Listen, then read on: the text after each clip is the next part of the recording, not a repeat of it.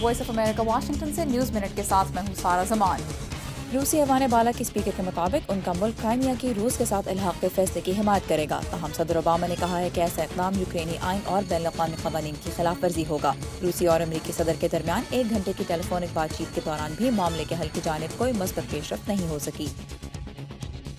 امریکی وزیر خارجہ جان کیری اسرائیل فلسطین امن معاہدے کے بنیادی ڈھانچے پر اتفاق رائے حاصل کرنے کے لیے اردن میں آج شاہ عبداللہ سے ملاقات کر رہے ہیں۔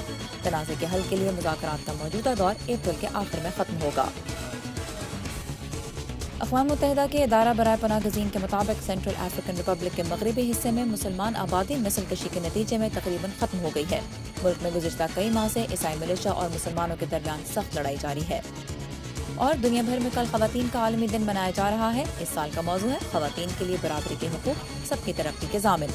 مزید خبروں کے لیے آئیے urduvoa.com پر۔